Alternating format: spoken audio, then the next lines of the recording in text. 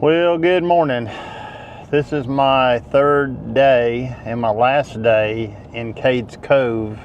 I've been camping there for 2 nights now. I got one more night, and this is my last day. The wildlife situation right now is kind of tough in Cades Cove. The grass has grown up quite a bit. It's hard to see the wildlife. I did see a bear this morning pretty close to me, but it was still pretty dark in the woods, and my ISO was way up there around 25,600.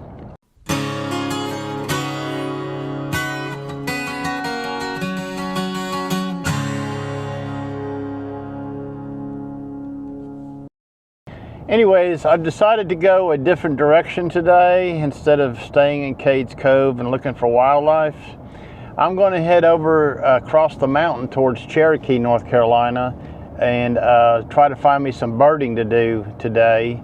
And then tomorrow morning I may go back to Cades Cove before I leave to go home and do a little hiking down in there. So I'm heading over to Cherokee now. It's the tripometer thing says it's 54 miles. We'll see how long it takes me to get over there. Well, on my way over to Cherokee from Gatlinburg, I stopped here at the Chimney Tops overlook. Now, this is where the fire started back in 2016, the famous Gatlinburg fire. And every year I come up here or come by this area, I take a photograph. And one thing I want to note is that this area seems to be recovering somewhat. What has it been now? About 7 years. So a little more greener each time. So I'm going to turn the camera around so you can see what I'm talking about.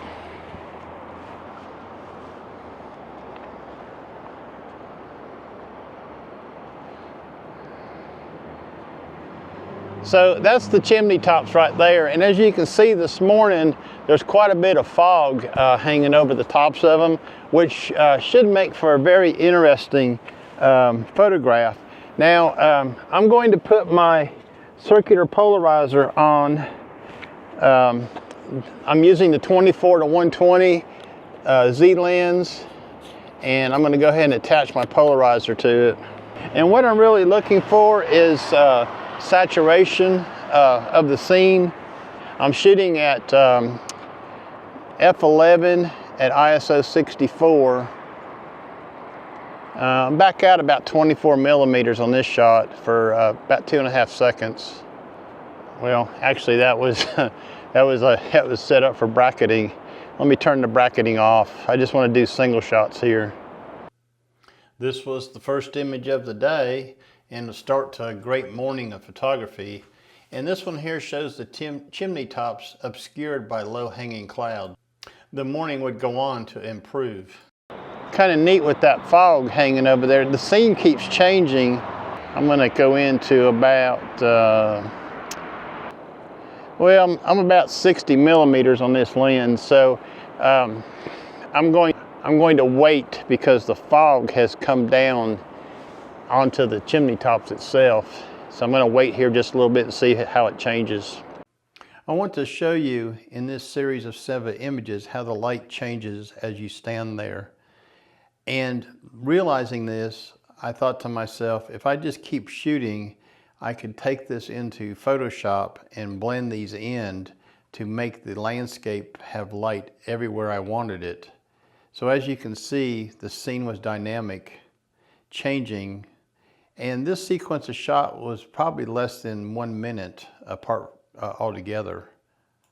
Later on in the video, I'm going to show you what the final image looked like after I blended it all together. I've been having a rough go at it this weekend up here in the Smokies with wildlife, and sometimes it's real easy to get lost in a certain genre of photography, like wildlife or waterfalls or landscapes. You know, you got to kind of mix it up a little bit.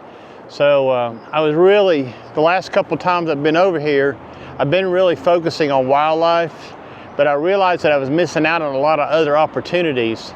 So today I decided not to be in Cades Cove. It is Sunday, and I decided to take a drive over the mountain trying to find some other types of photography to do. The fog's starting to lift now off the mountaintops, and I repositioned the camera back about 10 feet further back than what I was, and I'm gonna like this composition here much better. I went ahead and turned on bracketing. That way I capture everything here I need today. My base shot is slightly overexposed, about 1/3 of a stop. That's just so I don't introduce a lot of noise into the shadow areas. The lower part of the scene down here is kind of darker than the upper part of the scene. There's a lot of range here, a lot of high dynamic range. I just need that cloud, that fog, just to lift a little bit more off that peak right there.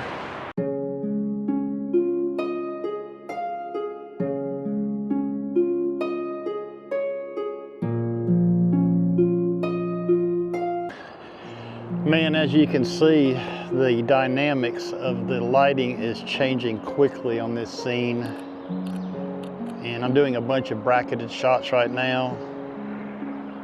There's a lot of different things going on in this scene. It's hard to explain it all. The sunlight's coming through the clouds, and it's on the ridge over there, and trying to get some of this over here lit up too. I'm just kind of paying attention to it and watching it, see how it's changing. I've got a lot of photographs here. Might be a lot of blending in Photoshop. See, just that quick, the light's gone over there.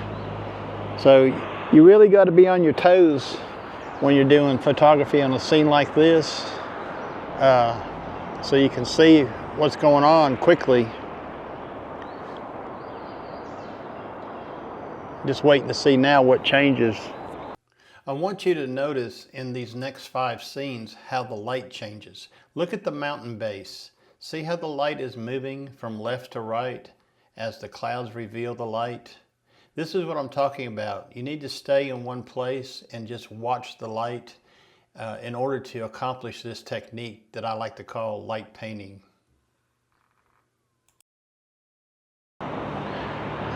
I've been at this one location for about 45 minutes trying to work this scene. So patience pays off. You just got to take your time when you're doing landscape photography and wait. Here comes the light again. Right now it's in the lower section down here. I do have a circular polarizer on the lens, but I don't have my lens hood on there. The sun's trying to come in from this angle. So every once in a while I'll hold my hand up there and kind of shade the sun from the front of the lens. I'm shooting around 35, 37 millimeters on this 24-120. I think I'm gonna get some more light back there on that ridge on the mountain part. So I'm just kind of waiting here for that to happen and go ahead and make my photographs of that, and then I'll probably be done. Okay, it's really coming on now on the peak up there. This is what I'm talking about. I'm shooting away right now. The light's coming down into that valley. The sun's really playing real nice up in there. I'm not gonna stop shooting. Wow, this is what I'm talking about.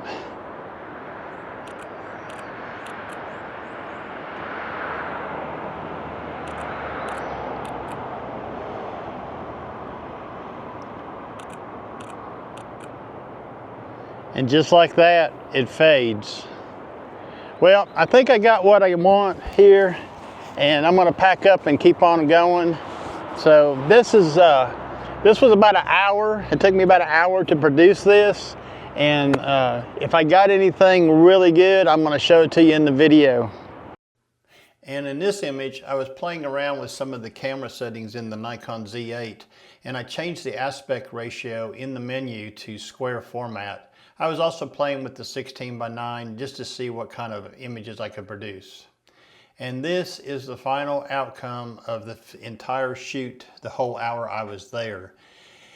And this was an experience for me, especially the light painting part. Here are the camera settings if you're interested in seeing that.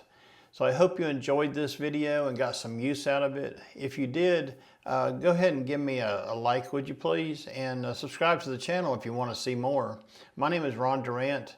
I'm a photographer and I live in East Tennessee. Y'all have a nice day now. Bye-bye.